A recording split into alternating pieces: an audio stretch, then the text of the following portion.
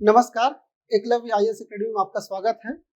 और आज हम लोग जो पढ़ेंगे वो छत्तीसगढ़ राज्य का निर्माण है कि हमारा जो छत्तीसगढ़ है वो किस प्रकार अस्तित्व में आया, कैसे अस्तित्व में आया।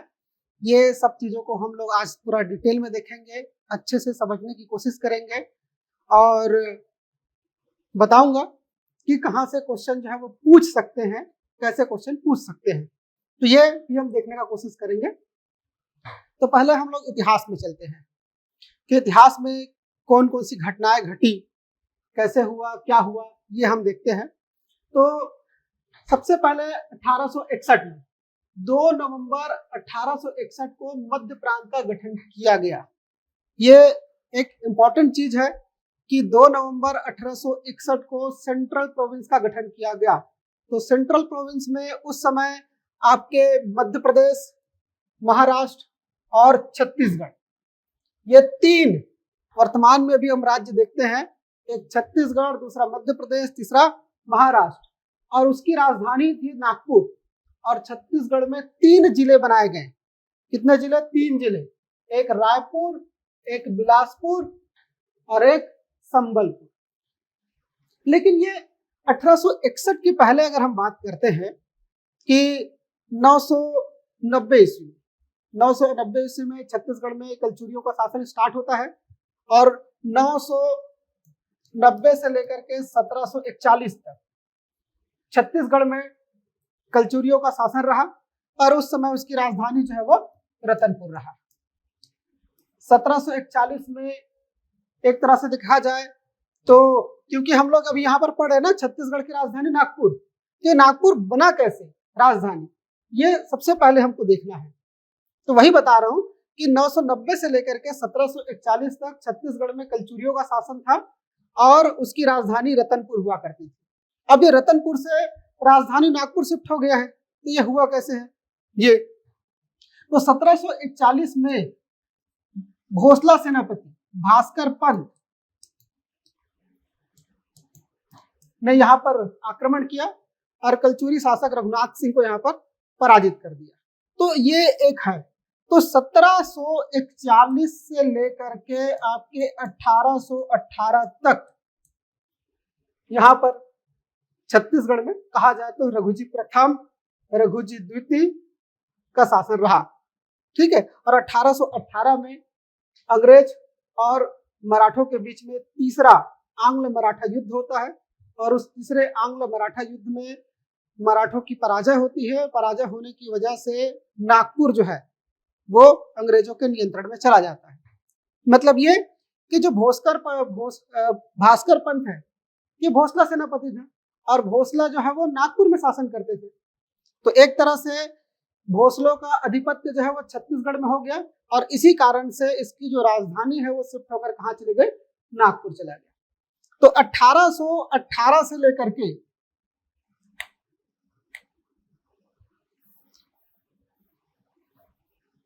1830 तक, 1818 से लेकर के 1830 तक छत्तीसगढ़ में अंग्रेजों का अप्रत्यक्ष रूप से शासन रहा। यहाँ पर ब्रिटिश अधीक्षक जो है वो शासन करते थे और दूसरे ब्रिटिश अधीक्षक थे एगन्यू, और एगन्यू ने यहाँ पर राजधानी था रतनपुर, उसको बदल करके कहाँ कर दिया? रायपुर। ठीक है, ये रायपुर कर दिया। ये एक तरह से ये चीज हमको देखने को मिलता है। और उसके बाद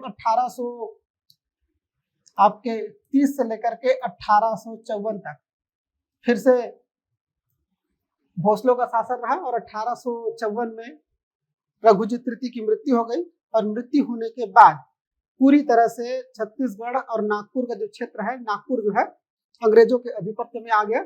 और तब से लेकर के 1947 तक, या फिर हम ये बोले कि नया मध्य प्रदेश बनने तक, तो नया मध्य प्रदेश बनना तो अभी बाद में देखेंगे, अभी नहीं देखते हैं। तो 1947 तक नागपुर जो है वो मध्य प्रांत की राजधानी रहा। तो यहाँ पर हम देखते हैं कि जब अंग्रेजों का अधिपत्य स्थापित हो गया तो इन लोगों ने प्रशासनिक परिवर्तन किए। तो प्रशासनिक परिवर्तन में यही 1861 में सबसे पहले किए। 2 नवंबर 1861 को सेंट्रल प्रोविंस का गठन किया और उस सेंट्रल प्रोविंस में छत्तीसगढ़, मध्य प्रदेश और महाराष्ट्र, ये तीनों शामिल थे। और छत्तीसगढ़ में उस समय 3 जिले बने, रायपुर, बिलासपुर और संबलपुर। यह इंपॉर्टेंट है। 1862 में मध्य प्रांत में 5 संभाग बनाए गए। सेंट्रल प्रोविंस में 5 संभाग बनाए गए। तो एक तरह से राजधानी नागपुर, तो 5 संभाग बनाए गए, जिसमें छत्तीसगढ़ जो है वो एक स्वतंत्र संभाग बना, और स्वतंत्र संभाग का जो मुख्यालय है वो रायपुर बना। क्योंकि रायपुर जो मुख्यालय जो है वो अंग्रेजों के समय में से ही था।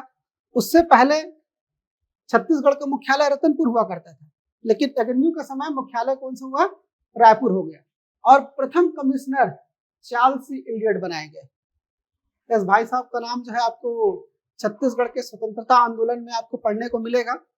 ये इलियट भाई साहब किस प्रकार से इडियट वाला काम करते थे, तो आपको पढ़ना है। जब आप छत्तीसगढ़ के स्वतंत्रता आंदोलन पढ़ेंगे तो वहां पर इसका नाम जरूर आएगा। ठीक है। 1905 में बंगाल का विभाजन हुआ और बंगाल को 2 भागों में बांट दिया, एक पूर्वी बंगाल और दूसरा पश्चिम बंगाल। तो पश्चिम बंगाल विभाजन मतलब भाषा के आधार पर हुआ। तो भाषाई आधार पर राज्यों का पुनर्गठन करते हुए यहाँ पर जो संबलपुर है, जो छत्तीसगढ़ में था, कब से था, 1861 से। संबलपुर छत्तीसगढ़ में था 1861 से। तो वहां पर इसके जो 5 रियासत, बामड़ा, रेड़ाखोल, सोनपुर, पटना, कालाहांडी, ये 5 देशी रियासत के साथ में, क्योंकि ये उड़िया भाषी है और ये संबलपुर जिला भी उड़िया भाषी है, तो भाषाई आधार पर 1905 में राज्यों का पुनर्गठन हुआ। तो इसी कारण से 1905 में संबलपुर को कहां दे दिया गया, बंगाल प्रांत में दे दिया गया। कहां दे दिया, बंगाल प्रांत में दे दिया। और हिंदी भाषी 5 रियासत छत्तीसगढ़ में शामिल किए गए। एक है कोरिया, चांग बखार, सरगुजा, उदयपुर और जसपुर। जब छत्तीसगढ़ के रियासतें हम लोग पढ़ेंगे तो मैप के साथ इसका स्टडी करेंगे तो आपको पूरा अच्छे से समझ में आ जाएगा कि ये रियासतें अब वर्तमान में कहां कहां पर है। तो एक है कोरिया, दूसरा है चांग बखार, सरगुजा, उदयपुर और जसपुर। ये 5 रियासत ये हिंदी भाषी है और बिहार क्षेत्र से ये हमारे छत्तीसगढ़ में आए। और तब से जो छत्तीसगढ़ की जो आकृति बनी है, राजनीतिक जो मानचित्रण हुआ है, वो 1905 से हुआ है। वर्तमान मतलब ये कि वर्तमान छत्तीसगढ़ राज्य का स्वरूप जो है वो कब बना है, 1905 में बना है। ठीक। तो और प्रशासनिक दृष्टिकोण से 1906 में एक और परिवर्तन किए। 1906 में क्या परिवर्तन किए कि छत्तीसगढ़ संभाग में अब 2 जिले हो गए हैं फिर से, एक रायपुर और दूसरा बिलासपुर, और 1906 में बनाए हैं दुर्ग जिला। तो इस तरह से 1906 में कितने जिले हो गए हैं, 3 जिले। कितने जिले हो गए हैं, 3 जिले हो गए हैं। यहाँ पर आपके मेंस से भी क्वेश्चन पूछते हैं, प्रीलिम्स में भी क्वेश्चन पूछते हैं, तो वो कैसे होते हैं, क्या होते हैं, वो हम लोग देखते चलेंगे। तो कई बार तो पूछा है कि दुर्ग जिले का गठन जो है वो वनडे एग्जाम में कब हुआ है, तो 1906 में हुआ है। और वर्तमान छत्तीसगढ़ के राजनीतिक मानचित्रण कब हुआ है, 1905 में हुआ है। तो ये बात आप लोगों को याद में रखना है।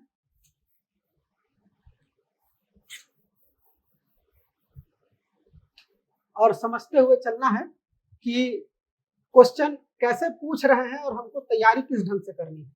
जैसा क्वेश्चन पूछ रहा है हमको पढ़ना भी उसी तरीके से है, और मैं पढ़ा भी उसी तरीके से रहा हूँ। कोई अलग स्ट्रेटजी अपना के आपको नहीं बता रहा हूँ।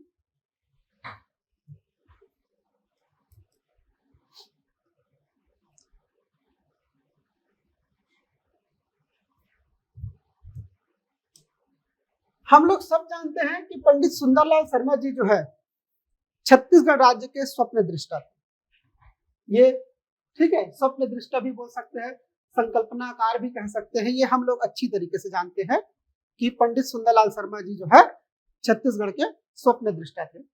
इसके विषय में एक और है कि छत्तीसगढ़ के 3 लाल। तो 3 लाल कौन कौन सा है, एक है घासी, उसके बाद है सुंदर और प्यारे लाल।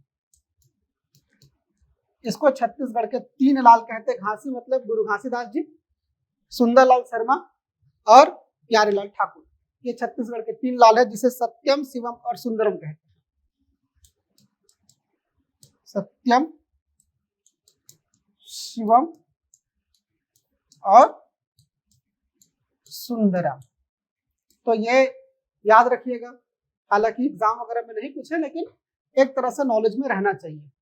तो उसने अपनी पांडुलिपि में, पंडित सुंदरलाल शर्मा जी ने अपनी पांडुलिपि में छत्तीसगढ़ का स्पष्ट मानचित्र जो है वो खींचा है, और उसके अनुसार छत्तीसगढ़ की जो सीमा है वो कैसे ये डिफाइन करते हैं, कैसे बताते हैं। जो भाग उत्तर में विंध्य श्रेणी व नर्मदा से दक्षिण की ओर इंद्रावती नदी से ब्राह्मणी नदी तक है, मतलब ये कि उत्तर में विंध्याचल पर्वत से लेकर के दक्षिण में इंद्रावती नदी तक का भाग, पूर्व में अगर ऐसे बोला जाए तो यहाँ पर है ना, यहाँ पर है विंध्याचल चल से लेकर के इंद्रावती, ठीक है। पूर्व में है ब्राह्मणी, और पश्चिम की तरफ अगर हम बात करते हैं तो वैनगंगा, वैनगंगा। तो इस तरह से ये छत्तीसगढ़ का मानचित्र जो है वो खींचते हैं 1918 में, ध्यान में रखे रहना। जहां गढ़ नामवाची ग्राम संज्ञा है, जहां सिंह बाजा का प्रचार है, ठीक, ऐसे बाजा जिसमें सिंह लगे होते हैं, एक तरह से बोला जाए तो आपके गुदुम बाजा के बारे में बात कर रहे हैं। और स्त्रियों का पहनावा वस्त्र प्रणाली प्राय एक है, और जहां कृषि में धान प्रधान उपज है। ये 1918 में सुंदरलाल शर्मा जो है अपनी पांडुलिपि में कहते हैं। तो इस बात को ध्यान में रखे रहना है कि हमारे पंडित सुंदरलाल शर्मा जी हैं छत्तीसगढ़ के पहले स्वप्न दृष्टा। इसने अपने छत्तीसगढ़ के बारे में इस प्रकार से अपनी पांडुलिपि में वर्णन किया है, और बाकी में जो उसने जो मानचित्र खींचा है वही हमको देखने को मिलता है।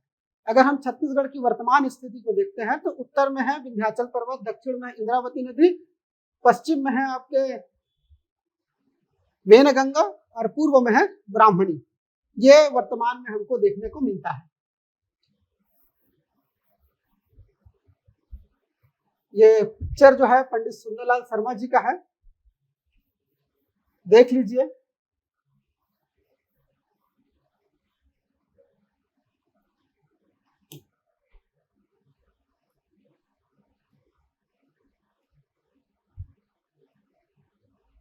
जैसे ही पंडित सुंदरलाल शर्मा ने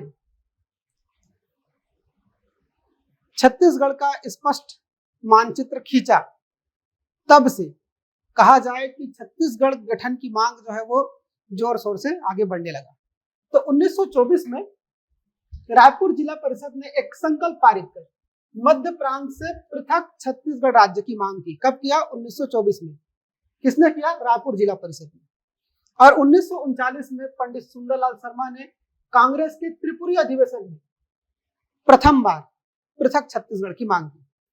इसलिए मांग किया 1939 के त्रिपुरी अधिवेशन में क्योंकि मध्य प्रांत में कांग्रेसियों का शासन चल रहा था, और हर साल कांग्रेस का जो वार्षिक अधिवेशन है वो होता था, और उसी वार्षिक अधिवेशन में कांग्रेस के जो 1939 में त्रिपुरी में हुआ, तो उसमें पंडित सुंदरलाल शर्मा ने पृथक छत्तीसगढ़ राज्य की मांग की। और ये उस समय ये जो त्रिपुरी है वो मध्य प्रांत का ही हिस्सा था। और 1939 की बात करते हैं तो 1939 में मध्य प्रांत और बरार भी छत्तीसगढ़ में, मतलब मध्य प्रांत में शामिल हो गया था।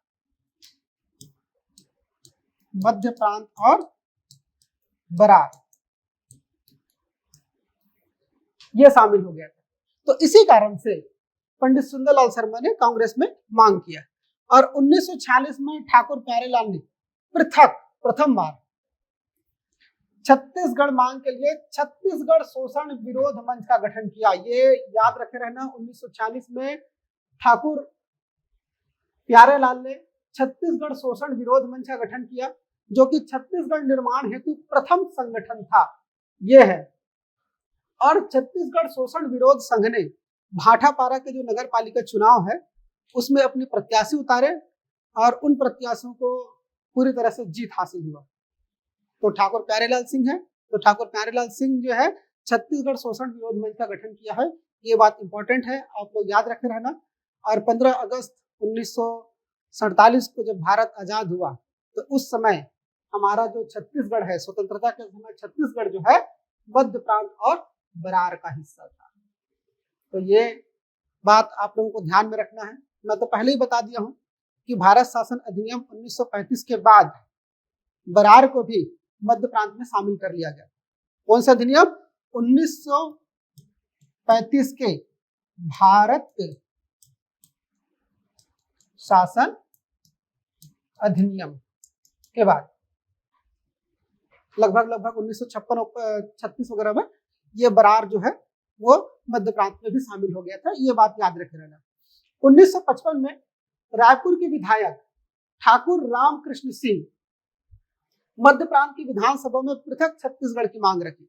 ये मध्य प्रांत की विधानसभा में, और 1955 है, इसका मतलब ये कि राजधानी अभी भी मध्य प्रांत और बरार की, जिसमें महाराष्ट्र, छत्तीसगढ़ और मध्य प्रदेश है, अभी भी नागपुर है।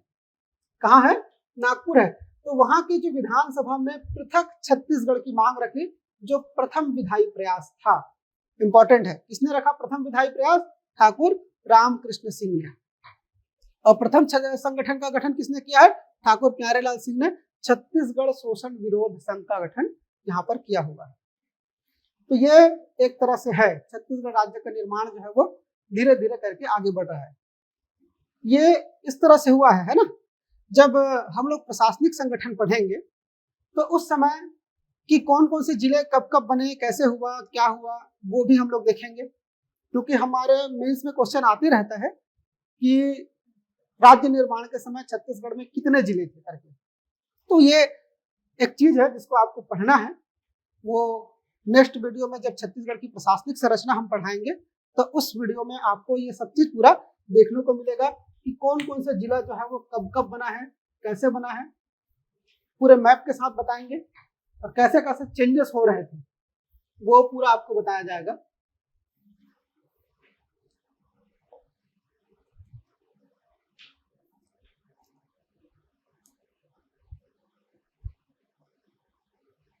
खूबचंद बघेल जी, ठीक है, ये जो पिक्चर है वो खूबचंद बघेल जी का है। तो 28 जनवरी 1956 को खूबचंद बघेल, डॉक्टर खूबचंद बघेल ने की अध्यक्षता में राजनांदगांव में छत्तीसगढ़ महासभा का गठन किया गया। 28 जनवरी 1956 को राजनांदगांव में खूबचंद बघेल जी के द्वारा छत्तीसगढ़ महासभा का गठन किया गया। क्यों किया गया? ताकि पृथक छत्तीसगढ़ राज्य का निर्माण हो सके। उससे पहले मध्य प्रांत की विधानसभा में ठाकुर रामकृष्ण सिंह ने एक तरह से विधायी प्रयास किया था कि छत्तीसगढ़ को मध्य प्रांत से पृथक करके एक पृथक राज्य का निर्माण किया जाना चाहिए। एक्चुअल में यहाँ पर बैकग्राउंड कुछ अलग है।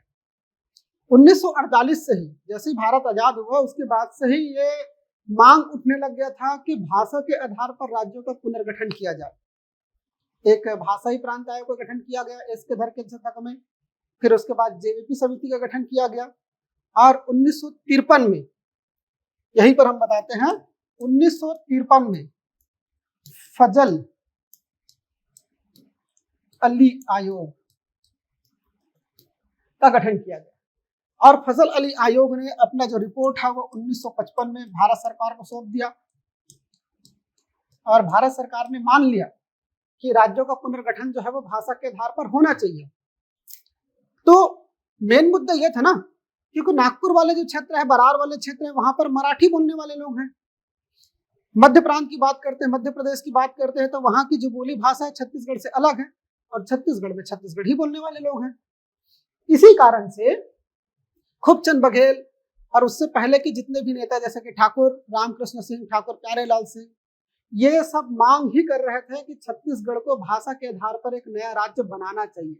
ये अंग्रेजों के समय से चल रहा था।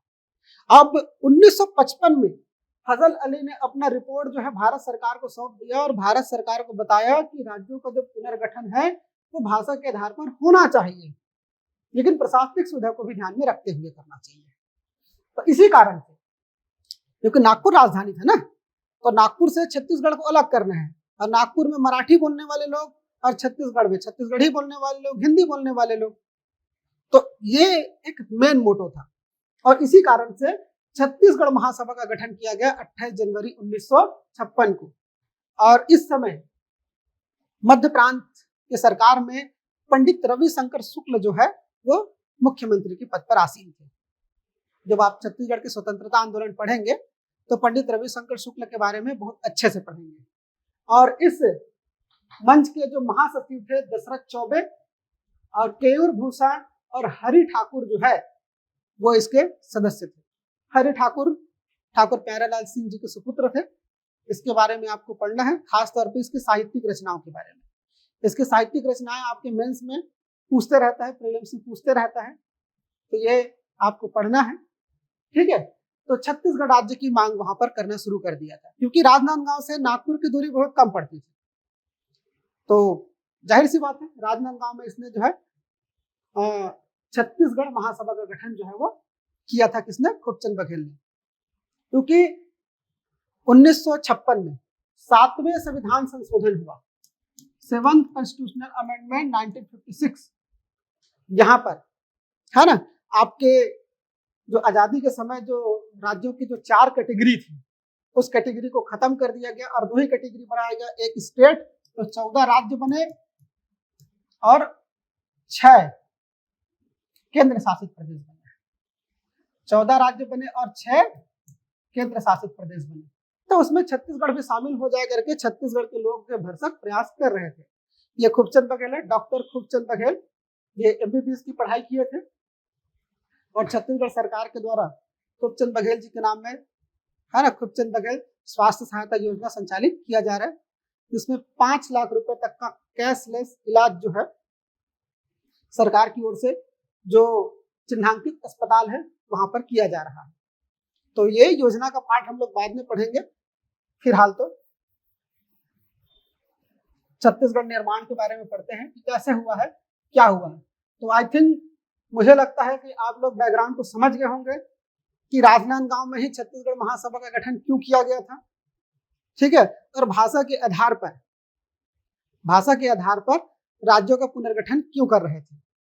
तो ये आप लोग समझ गए होंगे कि क्या चल रहा था बैकग्राउंड में।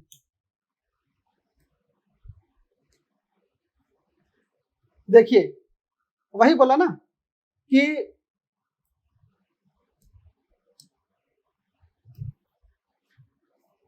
1956 में है ना 7वें संविधान संशोधन अधिनियम 1956 और राज्य पुनर्गठन अधिनियम 1956 के तहत यहाँ पर 14 राज्य और 6 केंद्र शासित प्रदेश बने, जिसमें से आपका मध्य प्रदेश भी है।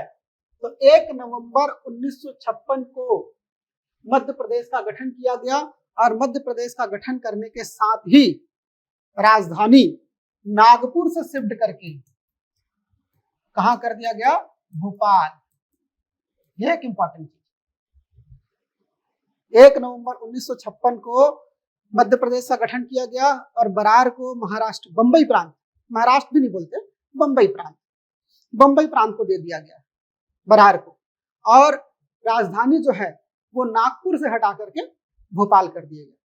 और पहले मुख्यमंत्री थे पंडित रविशंकर शुक्ल जी। इस बात को आपको याद रखे रहना है, ठीक है। और जस्ट 1 नवंबर 1956 मतलब जस्ट 44 साल बाद छत्तीसगढ़ बना है, 1 नवंबर 2000। 1967 में डॉक्टर खूबचंद बघेल और बैरिस्टर छेदीलाल, ठीक है, की सहायता से राजनांदगांव में पृथक छत्तीसगढ़ हेतु छत्तीसगढ़ भातृ संघ का गठन किया गया। छत्तीसगढ़ ब्रदरहुड एसोसिएशन, इसका गठन किया गया। इसके भी अध्यक्ष कौन थे? डॉक्टर खूबचंद बघेल थे। और इसकी सहायता कौन किया था? बैरिस्टर छेदीलाल ने किया था। जिसके उपाध्यक्ष कौन थे? द्वारका प्रसाद तिवारी। ये फैक्चुअल चीज है, आपको इसको याद रखे रहना है। कॉन्सेप्ट वाले चीजों को जहां पर होगा वहां पर आपको बताते चलूंगा, ठीक। 1976 में शंकर गुहा नियोगी पृथक छत्तीसगढ़ हेतु छत्तीसगढ़ मुक्ति मोर्चा का गठन किया। और उसके बाद 1983 में शंकर गुहा नियोगी के द्वारा ही छत्तीसगढ़ संग्राम मंच का गठन किया गया। तो यहाँ पर 2 संगठन है, एक छत्तीसगढ़ मुक्ति मोर्चा और दूसरा है छत्तीसगढ़ संग्राम मंच, ठीक। और पवन दीवान के द्वारा पृथक छत्तीसगढ़ पार्टी का भी गठन किया गया। पवन दीवान की भी साहित्यिक रचनाएं आपको पढ़ना है, खासतौर पे लैंग्वेज वाले पेपर में। और आपके प्रीलिम्स के पेपर में यहाँ से क्वेश्चन पूछे जाते हैं। अब 1984 में तत्कालीन विधायक रविंद्र चौबे के द्वारा मध्य प्रदेश पृथक छत्तीसगढ़ निर्माण संबंधी एक तरह से अशासकीय संकल्प जो है वो प्रस्तुत किया गया, और ये जो अशासकीय संकल्प है वो सर्वसम्मति से पारित हो गया। देखिए, संकल्प दो तरह से होते हैं, एक होता है शासकीय संकल्प, दूसरा होता है अशासकीय संकल्प। तो शासकीय संकल्प ऐसे संकल्प जो मंत्री की ओर से पेश किए जाते हैं, और अशासकीय संकल्प मंत्री के अलावा कोई दूसरा जो पेश करता है उसे कहते हैं अशासकीय संकल्प। तो अशासकीय संकल्प उस समय रविंद्र चौबे जी जो है मंत्री नहीं थे मध्य प्रदेश की विधानसभा में, उसके द्वारा ये अशासकीय संकल्प पेश किया गया और मध्य प्रदेश की विधानसभा में ये अशासकीय संकल्प जो है वो पास हो गया। और इसी कारण से 1998 में मध्य प्रदेश पुनर्गठन विधेयक 1998 12वीं लोकसभा के चुनाव में भाजपा के नेतृत्व में राजग एनडीए नेशनल डेमोक्रेटिक अलायंस की सरकार पदारूढ़ हुई, और इस सरकार ने मध्य प्रदेश पुनर्गठन विधेयक पारित कर छत्तीसगढ़ राज्य का निर्माण करने की दिशा में एक सार्थक पहल बनाया। तो इस समय यह हुआ है। तो चलिए यहाँ पर थोड़ा सा संवैधानिक चीज भी देख लेते हैं कि संवैधानिक चीज में जो है वो किस प्रकार से होता है, क्या होता है।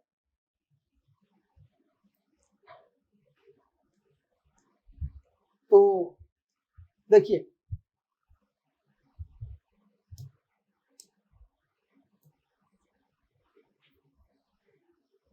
अनुच्छेद 3 के तहत, भारतीय संविधान के अनुच्छेद 3 के तहत अगर राज्यों का निर्माण करना है तो सबसे पहले राष्ट्रपति से अनुमति लिया जाता है, और राष्ट्रपति जो है राज्यों की राय जानने के लिए राज्यों के पास में भेज देता है। अब राज्य जो है अपनी सहमति या असहमति जो है वो केंद्र सरकार को दर्शाते हैं, उसके अनुसार फिर केंद्र सरकार काम करता है। लेकिन यहाँ पर यह भी है कि केंद्र सरकार जो है राज्यों की सहमति या सहमति को मानने के लिए बाध्य नहीं है और अपने हिसाब से कार्यवाही कर सकता है। तो मध्य प्रदेश पुनर्गठन विधेयक 2000, ठीक है, कौन सा 2000। तो ये जो मध्य प्रदेश पुनर्गठन विधेयक है 25 जुलाई 2000 को लोकसभा में पेश किया गया। किसने किया? लाल कृष्ण आडवाणी जी। किसने पेश किया? लाल कृष्ण आडवाणी ने 25 जुलाई 2000 को मध्य प्रदेश राज्य पुनर्गठन विधेयक जो है वो लोकसभा में पेश किया गया, और ये जो लोकसभा में 31 जुलाई 2000 को पास हो गया। लोकसभा में पास होने के बाद वो कहाँ जाएगा? राज्यसभा में जाएगा। तो राज्यसभा में 3 अगस्त को पेश किया गया और 9 अगस्त को ये पास हो गया। अब जब दोनों सदन में कोई भी बिल पास हो जाता है, कोई भी विधेयक पास हो जाता है, तो उसकी स्वीकृति के लिए राष्ट्रपति के पास जाता है, और राष्ट्रपति ने अपनी स्वीकृति जो है, ठीक है, यहाँ पर हस्ताक्षर कर दिया इस बिल पर। मध्य प्रदेश पुनर्गठन विधेयक पर हस्ताक्षर जो है तत्कालीन राष्ट्रपति थे उस समय के.आर. नारायणन जी। कौन? के.आर. नारायणन जी। तो के.आर. नारायणन जी पहले दलित राष्ट्रपति थे, इसके बारे में जान लीजिए। तो उसी के समय ही छत्तीसगढ़ पृथक राज्य बना, और 1 नवंबर 2000 को भारतीय संविधान के अनुच्छेद 3 के तहत छत्तीसगढ़ राज्य की स्थापना हुई। मैंने बोला ना कि 1 नवंबर 1956 को मध्य प्रदेश बना, और जस्ट उसके 44 साल बाद 1 नवंबर 2000 को छत्तीसगढ़ राज्य जो है 26वें राज्य के रूप में अस्तित्व में आए। ठीक है, तो ये इस प्रकार से जो काम है वो छत्तीसगढ़ राज्य जो है वो बना है। तो ये देख लीजिएगा, इस प्रकार से फैक्चुअल चीजें हैं। अब यहाँ से क्वेश्चन इतने ज्यादा नहीं पूछते हैं, लेकिन अब जब छत्तीसगढ़ राज्य का निर्माण हम पढ़ रहे हैं तो सब चीज को हमको पढ़ना है।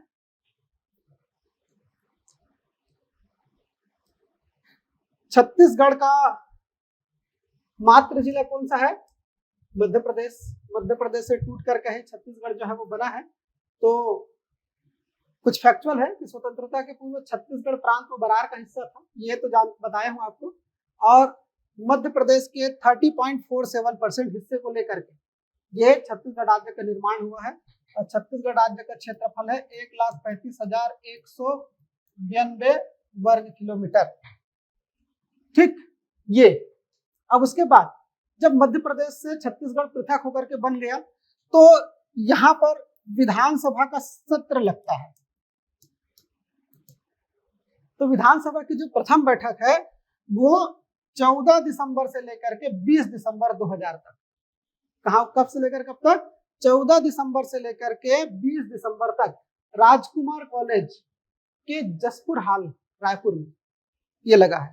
तो ये एक या दो बार पूछा है कि छत्तीसगढ़ विधानसभा का पहला सत्र कब से कब तक लगा है। तो छत्तीसगढ़ विधानसभा का पहला सत्र जो है वो 14 दिसंबर से लेकर के 20 दिसंबर तक राजकुमार कॉलेज रायपुर के जसपुर हॉल में लगा है। ये बात याद रखे रहिएगा, ये इंपॉर्टेंट चीज है, यहाँ से क्वेश्चन आए हुए हैं। ठीक है, तो इससे रिलेटेड जो भी वनडे एग्जाम में क्वेश्चन पूछे हैं वो एक तरह से आप लोग मार्केट में जो भी बुक मिल रहा है बैक ईयर क्वेश्चन पेपर के नाम से, वो आप लोग देख करके स्टडी कर सकते हो। और एक चीज और याद रखे रहना, जिस समय छत्तीसगढ़ राज्य का निर्माण हुआ उस समय छत्तीसगढ़ में 16 जिले थे। कितने जिले थे? 16 जिले। ये क्वेश्चन आपके मेंस में आए हुए हैं। तो मैं यही बताने की कोशिश कर रहा हूं कि प्रीलिम्स के लिए और मेंस के लिए अलग से पढ़ने की आवश्यकता नहीं है, दोनों को कंबाइन होकर के इंटीग्रेटेड टाइप से पढ़िए, दोनों के क्वेश्चन देखते चलिए, तो साथ में तैयारी होगा और बेहतर तैयारी होगा।